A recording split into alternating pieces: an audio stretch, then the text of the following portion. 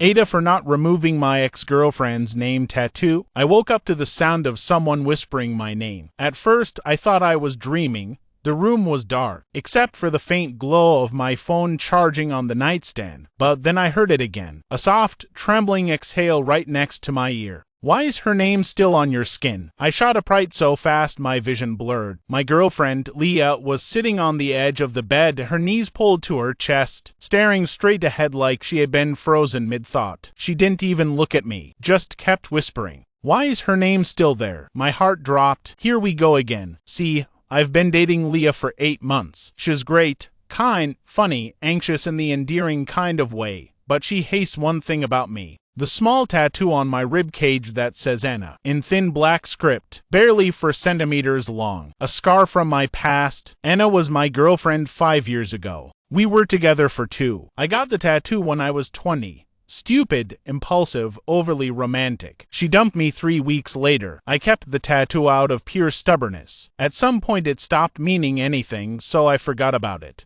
Leah didn't. The problem is the tattoo is right over my ribs, close to my heart, and apparently symbolically insulting. She has brought it up about 100 times, and every time I tell her the same thing. It doesn't mean anything anymore, but she sees it differently. To her, the tattoo is a ghost in our relationship, a quiet reminder that I once loved someone else deeply enough to carve her name into my skin. To me, it's just ink, or at least it was. 2 nights ago, the whispering started. I thought something was seriously wrong with Leah. Her eyes were red, her breathing unsteady. She had clearly been thinking about it for hours before waking me up. "Do you still love her?" she asked, voice barely audible. "No," I said immediately. "I haven't loved her in years." "Then why is her name still there?" I didn't have an answer that satisfied her. Every explanation sounded cheap. Saying tattoo removal is expensive made me sound lazy. Saying I don't think about her anymore made me sound dismissive. Saying it's part of my past made her cry. She stood up and walked toward the bathroom. I heard the cabinet slam open. Something metallic clattered. I ran after her just in time to see her holding a disposable razor, hands shaking. "I can help you remove it," she whispered. My stomach twisted.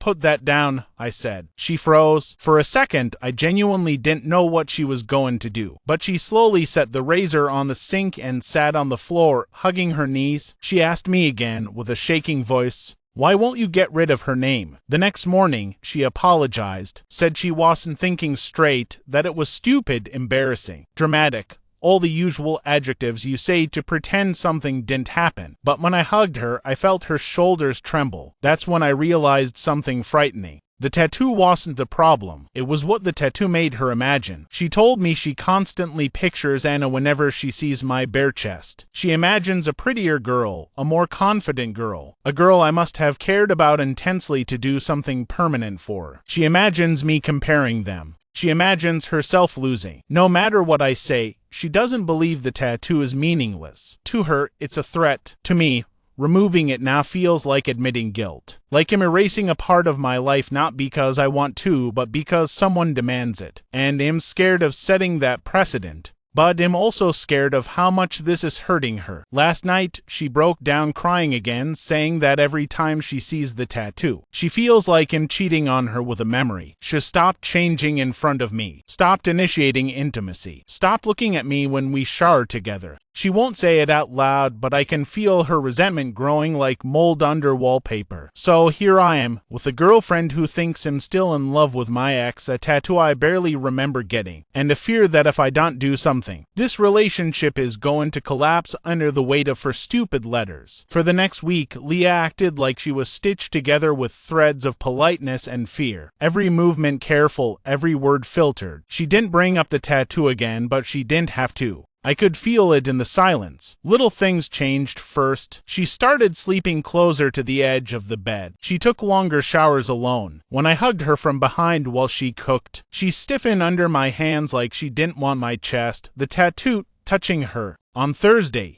she didn't kiss me goodbye. On Friday, she didn't text me at work. By Saturday morning, I could barely remember the last time she laughed. Still, she insisted everything was fine. She used the classic, brittle tone of a person doing emotional triage. But I knew the tattoo was living in her head like a parasite. Saturday night, things escalated. We were supposed to go to a friend's birthday party. Leah said she had a headache, she wanted to stay home, but told me to go without her. I knew she didn't want to be alone, that she said that because she didn't want to be the clingy, insecure girlfriend she accused herself of becoming. So I stayed. Around midnight, I went to shower. When I came out, towel around my waist, I found Leah sitting on the bed, staring at my phone, which was face up on the nightstand. She wasn't touching it, but her eyes were glued to the notification that had popped up. A memory from 5 years ago. A picture of me and Anna at the beach. I'd forgotten those even existed. Lee's face was pale, not angry, not crying. Just blank, like something inside her had quietly shut down. You still keep pictures of her? She asked without looking up. They're not on purpose, I said.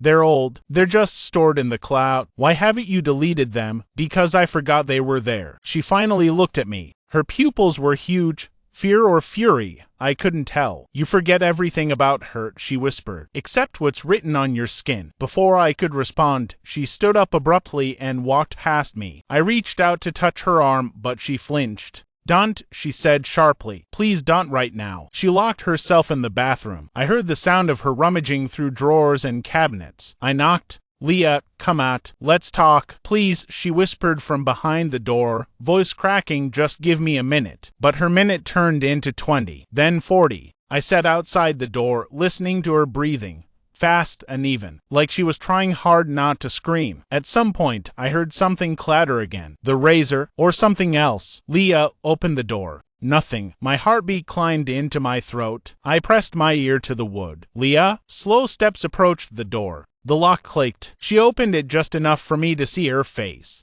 puffy and streaked with tears. Don't scare me like that, I said, stepping forward. She stepped back. Why can't you remove it? She whispered. I exhaled. The same conversation. But this time, she wasn't furious. She was broken. I told you, I said gently, it doesn't mean anything to me anymore. But it means something to me, she said. It feels like I'm fighting someone who isn't even here. Someone who won. Leah, I said softly, you won. I'm with you. But your skin isn't. The way she said it, trembling with that sharp sting of truth, left me speechless. Later that night, around 3 a.m., I woke up to the soft sound of rustling. Leah was under the covers, her back to me. At first I thought she was just shifting in her sleep. But then I heard her whispering something quietly. Too quietly. I leaned in. Just go away, please, my chest tightened. Leah? I whispered. She jolted, clutching the blanket, and turned toward me. Her eyes were wide, wild, glossy. I dreamed she was here, she said in a trembling voice. Anna? She nodded. She was sitting on your chest, smiling, touching her name. Her voice cracked. She told me you were never mine. I reached for her hand. She let me hold it, but her grip was cold and weak. It was just a dream, I said. She shook her head. It didn't feel like a dream. It felt like she was really here, like she knew I want her erased. I didn't know what to say. We lay awake until dawn, her fingers clutching mine like she was afraid I might disappear. By Monday morning, I had made a decision. I booked a consultation at a tattoo removal clinic, not because I suddenly cared about the tattoo, not because I was pressured, but because I realized I was losing her.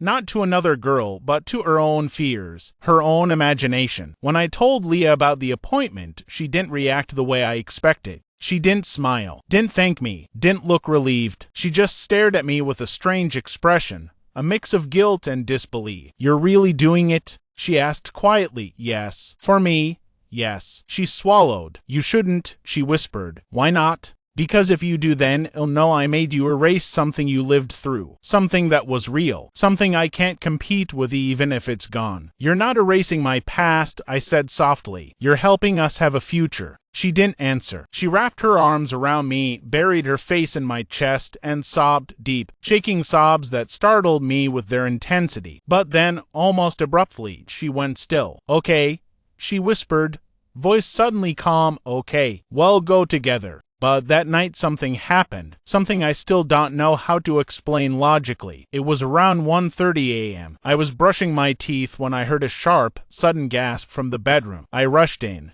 Leah was sitting up in bed, one hand pressed to her ribs, mirroring exactly where my tattoo was. Her eyes were huge. What's wrong? I asked. She didn't answer. I walked closer. She flinched backward. What happened? I repeated. She lifted her hand slowly. Her skin, right over her ribs, was scraped raw, like someone had dug their nails into it. Fresh streaks, still bleeding lightly. I froze. Did you do that to yourself? I whispered. No, she breathed. I woke up like this. A chill crawled down my spine. Impossible. Leah, what scratched you? She looked at me with a blank, terrified expression, and then she whispered, I think your tattoo doesn't want to be removed. I didn't sleep that night. Leah stayed curled up on the far edge of the bed, her scraped skin hidden under a sweater even though the room was warm. She wouldn't look at me, and every time I shifted, she flinched like she expected something to leap from my chest. By morning, I had convinced myself that the scratches were an accident. Maybe she clawed herself during a nightmare. Maybe she rubbed against something sharp. But deep down, a cold knot had already formed in my stomach. We left for the tattoo removal clinic at noon, a quiet taxi ride, her hand in mine, colder than usual, her eyes unfocused, like she was watching something I couldn't see. When we walked into the clinic, Leah hesitated near the entrance. You okay? I whispered. She nodded too quickly. The technician, a cheerful woman in blue scrubs, led us into a small room and asked me to lift my shirt so she could evaluate the tattoo. I did. Leah stood behind me. Silence filled the room. Too thick, too sharp, like the air itself was holding its breath. The technician leaned closer, then frowned. Is this new? She asked slowly. I blinked. What do you mean? She pointed at my ribs. The tattoo, and his name, looked darker than usual, sharper, like fresh ink, and right beneath it 3 thin, red scratches, exactly like the ones on Lee's skin. My throat went dry. Leah made a small, broken sound and stumbled back, covering her mouth. The technician looked between us, confused. Did something happen? I couldn't answer, because I didn't know what was happening.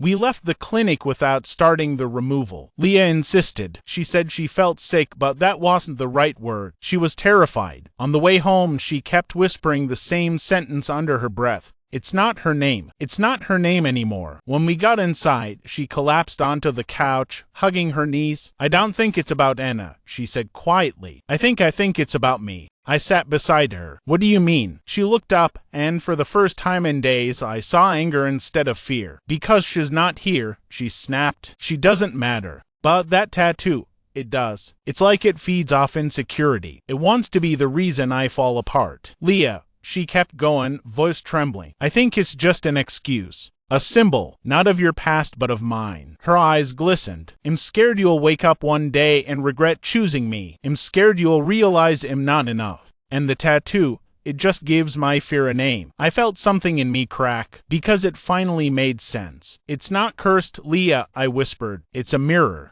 That's all. She stared at me. I took her hand. I'll remove it, I said softly. Not because it's haunted. Not because of Anna, but because I don't want anything, not ink, not fear, not a stupid mistake, to stand between us. Leah exhaled shakily. You're sure? Yes. Her shoulders relaxed. For the first time in weeks, she leaned into me without flinching. We sat like that for a long, quiet minute. Then she spoke again, softer, almost embarrassed. I don't want you to do it today, she said. Not when we're both terrified. Not because something weird happened. I want you to do it when we're okay. When it's a choice, not a reaction. I nodded, okay. And she added, hesitating, I want to get a tattoo with you someday. Not a name. Not something romantic. Something that belongs to both of us. Something new. I felt myself smile. Deal. That night, Leah slept in my arms again. No whispering. No nightmares. No scratches. In the morning, the tattoo looked normal again. Faded, thin, barely noticeable. I booked a removal appointment for a month later. No rush, no panic, just 2 people choosing to move forward. And Leah? She stopped obsessing over the tattoo, stopped comparing herself to a shadow, stopped imagining ghosts under my skin. Sometimes she still touches the spot on my ribs and asks quietly, does it hurt? And I always say, not as much as keeping something that hurts you. She smiles then, every time. So, AITA for not removing my ex-girlfriend's name tattoo? I don't think so, but I also think I wasn't right either. Sometimes the real problem is the